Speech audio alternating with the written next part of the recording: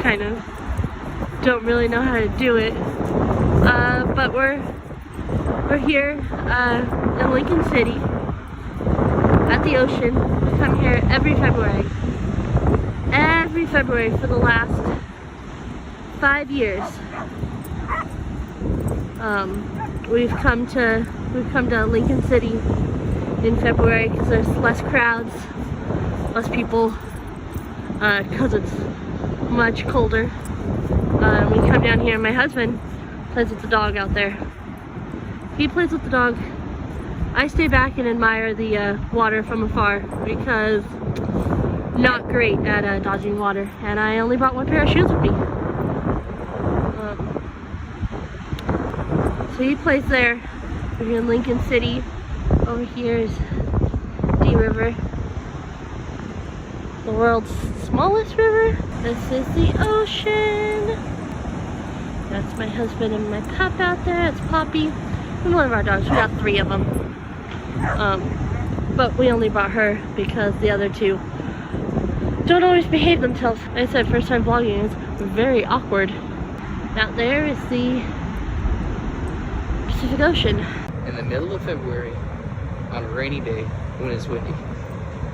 Yeah, those are people right there, way out there. What's the temperature right now? 43 degrees? In the 40s, somewhere. And they're right there. They have no idea that those waves could definitely get big enough to knock them off the rocks. But they're Oregonians. Then you have people just walking along the beach. And all the waves coming in. This is what it's like on an Oregon beach in the middle of February. Could you imagine? You people from hotter climates probably are like, we see a whole lot more people than that on our beaches. Not here. Not in Oregon. Not in February. This Poppy, our dog. Here's Nathan. He does all those cool game videos that are already on our channel. And then there's me. I'm not gonna have a face yet. Just a voice, because I don't actually know how to flip this thing around. Okay, hi!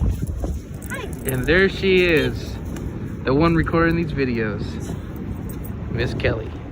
And it's cold. Our dog loves the ocean a lot more than we do. Usually she likes to be in the ocean, but it's so cold, it's even too cold for her to want to be in the ocean right now. There she is on the sand. Sniffing the sniffs, smelling the smells. Other 2 pups are at home because they are naughty and can't be trusted yet to come on a overnight trip like this. This girl's been with us for like 3 years now. She goes everywhere. She's awesome. She doesn't cause trouble. Usually. You'll find a lot of these here, these big stumps. And giant piles of seaweed. More big stumps. More big stumps. More big stumps. That's what we have on our beach. I've never been to a California beach that has them, but maybe there is. I've only been to a few California beaches because I grew up there. Beaches were warmer there, even in February. And more of our dog. She's the most interesting part of our group right now, I think. Big old stump again. You can tell how big they are because our dog, that's a big stump. Our dog is 40 pounds. That stump is much bigger than she is. So now we're gonna go over here and show you D River, the world's shortest river. Funny story my husband told me one time is, I think it was him and his brother, maybe it was him and his best friend. Oh, right. His brother and his best friend were out here, and here's his best friend. Say, hey, let's jump that river. So they're like, okay. Keep in mind, it wasn't as wide as it wasn't this wide. It was a lot less wide, but they ran for it. Best friend stopped. Brother didn't. you can imagine what happened next. But this right here is D River, the world's shortest. And the police person recommended that you guys use them. Yeah. It clearly says danger, keep back and fence. Get this person here. I hope it doesn't fall over. I kind of laughed at it. Going down the rocks barefoot. Barefoot in the 40-degree weather. Only in Oregon. On the sign over there, danger, keep back from fence. The fence is back here.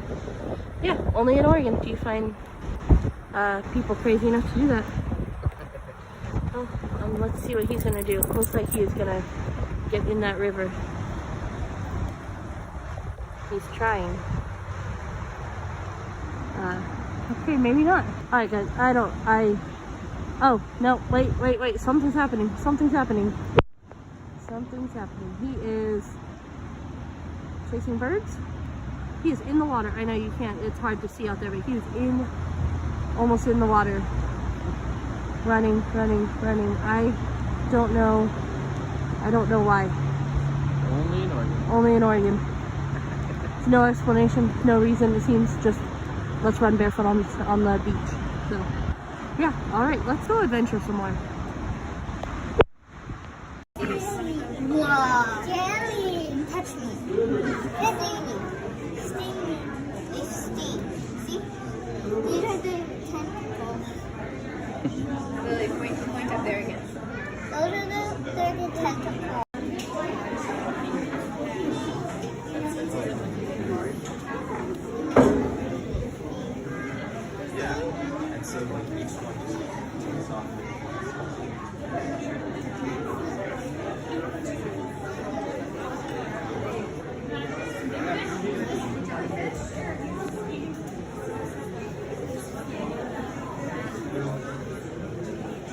Some kind of conversation going on between these two right now.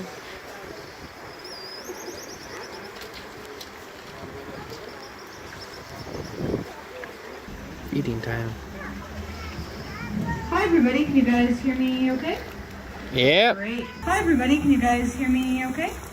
Yeah. Great. Welcome to the Seabird Aviary here at the Oregon Coast Aquarium. My name's Grace and I'm a bird keeper here. Marie is out here with me on exhibit. She's a bird keeper too. Welcome to the Seabird Aviary. We do have 5 different species of diving seabird that live here and a species of shorebird as well. And I'm going to be introducing you to all of them. So Marie's going to be setting some large light-colored bowls around the aviary. She's going to be setting those down in different locations so that birds that like to hang out in specific locations throughout the day and night don't have to go far to access them if they get hungry. We do actually have food out here available for the birds to eat almost 24/7, except for a couple hours in the morning in which we clean the whole aviary. So you're going to see that some birds are going to be really interested and really excited that we're out here with new food for them. In just a minute, I'm going to start throwing fish into the water. You're going to see some birds dive, some birds come up to Marie looking for a handout, but some birds are not going to care at all that we are out here with new food for them. And that is because they have food available to them almost all day. So almost 24/7.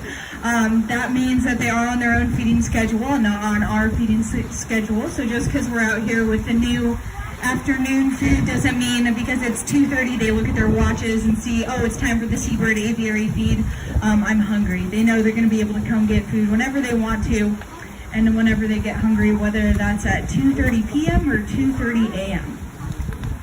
So I'm going to start throwing some fish into the water in a second, but the reason why I'm not throwing it right now has to do with the little green tray that Marie is holding. So that tray actually contains some special medicated fish for certain birds here in the aviary. So we do have some geriatric birds that live here in our seabird population.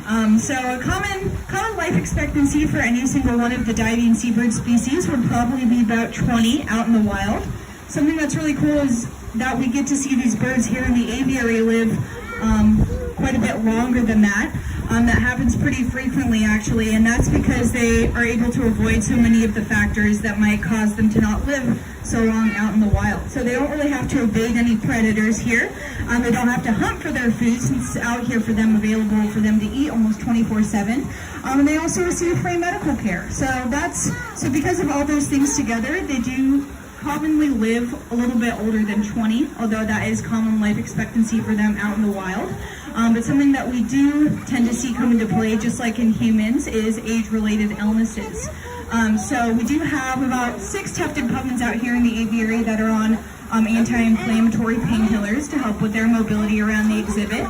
We have a couple other birds who are on medications for joint pain, but most of those medications are given to some older birds that we have here in the aviary. So I believe Marie was just trying to get an anti-inflammatory to one of our male tufted puffins who is in his late 20s. That's tufted puffin 10 that she was trying to get that fish to. So it's a little bit of a tricky game you have to play with the birds you're trying to get medication to here in the aviary, because some birds inhabit certain locations that are harder for us to access, or harder to basically... You got him? Okay, perfect. Marie got tufted puffin 10. This tufted puffin likes to hang out in the water a lot of the time near a lot of other birds, and he has not poor eyesight, but his eyesight is not as good as a lot of the other tufted puffins or birds who are also hungry who are around him. So we have to play this little game where we throw fish that don't have medication around the bird who we're trying to get medication to, and then throw it in just the right spot where he'll see it. And it doesn't always go super well for us, so we do actually try 6 times throughout the day to get these birds their medications. And we do our best, but it looks like she got tufted puffin 10 his medication, so I'm going to start throwing some fish into the water here. So the tufted puffin is one of the 2 puffin species we have here in the aviary. There are 5 of them over here to my right. 5 of different ages. So there are a couple of birds there that have very large, thick bills. Those are adult tufted puffins. It just so happens that we have our 2 youngest tufted puffins over in that area as well. You'll see there's one sitting in that cutout in the rockwork there, and then the farthest tufted puffin to the left who's spreading his wings and flapping them. Those 2 tufted puffins are actually only about 8 months old. So they're the result of our last breeding season here in the aviary. They were hatched out here. It's pretty cool that I'm able to point them out to you right now. So you can tell them apart from the adults by looking for a couple of things. They have just a little more gray in their chest. Probably the most obvious difference is the fact that their bill is smaller and not quite as bright orange as the adults. And there's some other differences too that are a little bit smaller. Their eyes are brown. The adult tufted puffins have blue eyes. There's a couple other things. But we do allow our birds to breed here in the aviary every breeding season. I'll talk a little bit more about that later. And those juvenile tufted puffins won't actually look like the adults until they are adults at age 3. So they have a little bit longer to go. See on the backs of a bunch of our tufted puffins' heads, they have started growing in these long wisps of feathers. This tufted puffin here in the rock in front of you is a good example. He has sort of wispy yellow feathers on the back of his head. Those are the beginnings of those tufts. Pretty dark feathered bird overall, so that's one difference you can look for. They're actually also named after a distinct breeding plumage characteristic, and what they are named after is a little fleshy extension that they grow on top of their eye during their breeding season. It almost looks like an eyelash, although it is not an eyelash. It is decorative only. And whoever discovered them thought that resembled a horn, or whoever named them that thought it resembled a horn. Let's see, over on the far right-hand side of the aviary, there are 2 smaller, darker seabirds. Layer of fat. They also have a very thick layer of feather to help them stay warm out in those cold temperatures. These seabirds have a little bit of a different skill set to deal with that same type of environment, or a very cold environment. So what they have is they have a very thick layer of downy feather. And they make this thick layer of feather work for them by inflating it or pushing air into it. And when they push air into it, it pretty much acts as insulation for them. So it helps them thermoregulate and stay at whatever temperature they want to be at when it's inflated.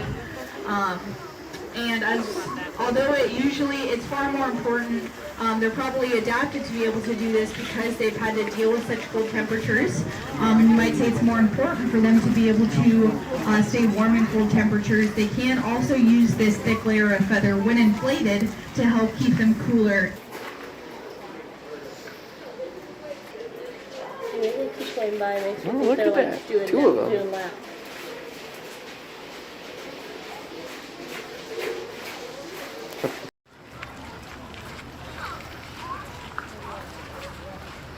Gotta get that wing workout going on. Stretch those wings.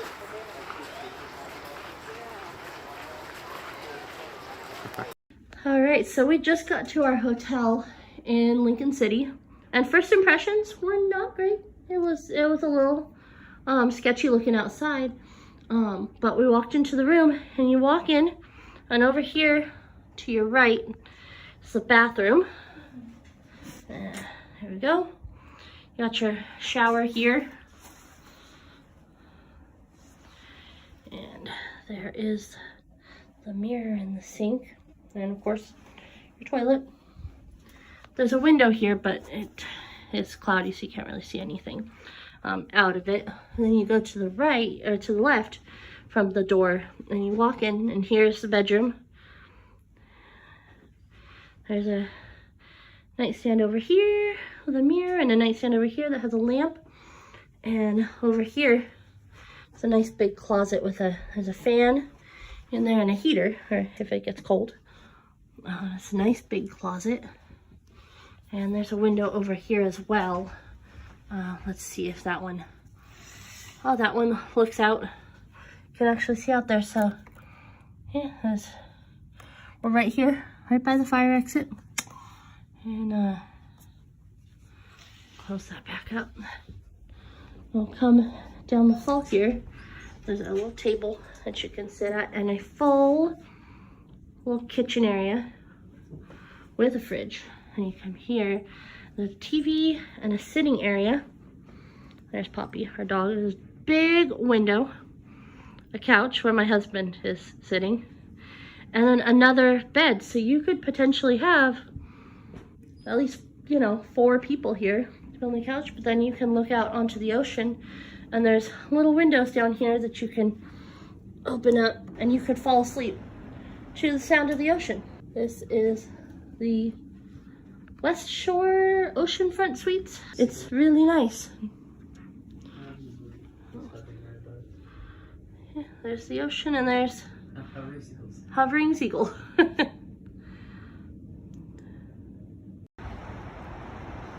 I'm not sure if it's showing up on the video, but the rain is just flying in waves past. It's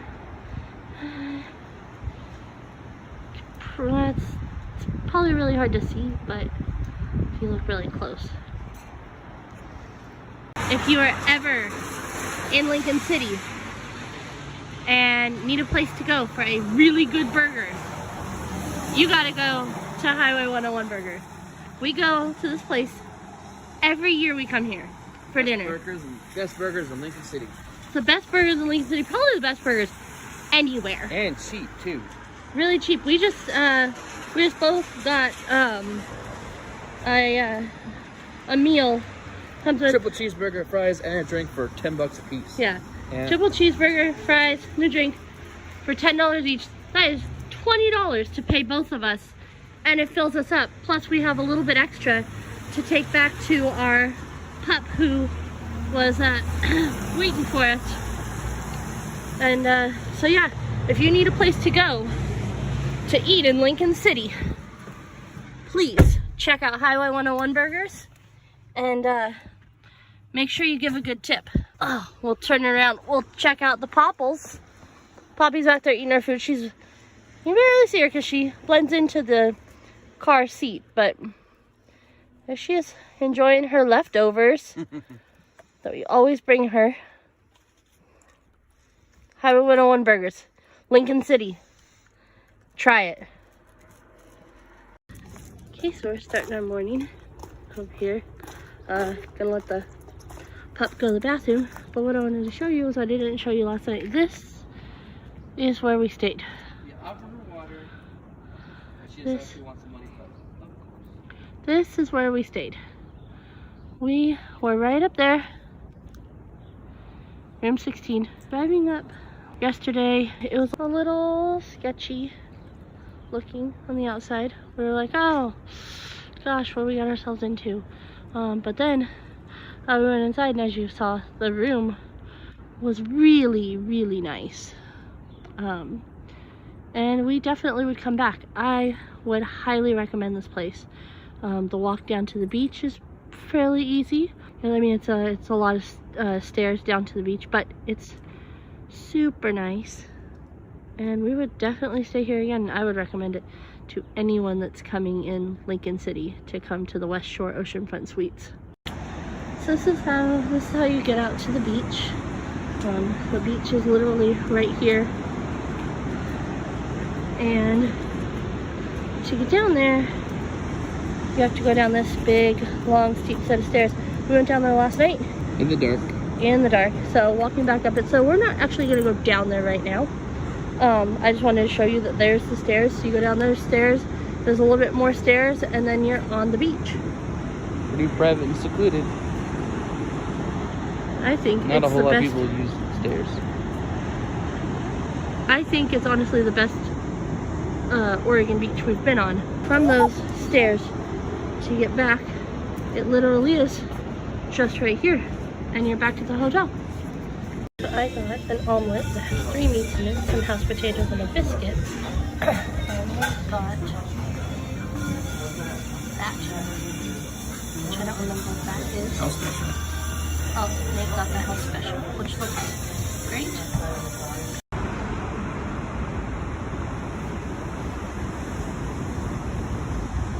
Here we are, beautiful Depot Bay.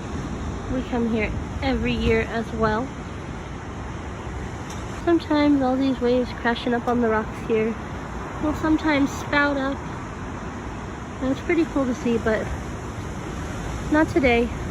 A big storm Well, at sea to get a big spot like that. We have seen it spout up pretty big before, but only one year did we see it spout that big. It spouted up and it soaked everybody up here on the sidewalk, including us. This is where we're at, over here on this side. And the shop's all the way across the road, and the water was flying up and it was hitting the shop windows. That's how big it was. Anyways, we're gonna go shop a little bit in those shops. Well, we were gonna go down to this beach, but would have been really nice to go down out onto that beach now. There's just too slippery, too slick to get out there. And well, that route down there, I don't feel like braving that. So we can just admire this beach from up here. Do you hear that? Adventure is calling.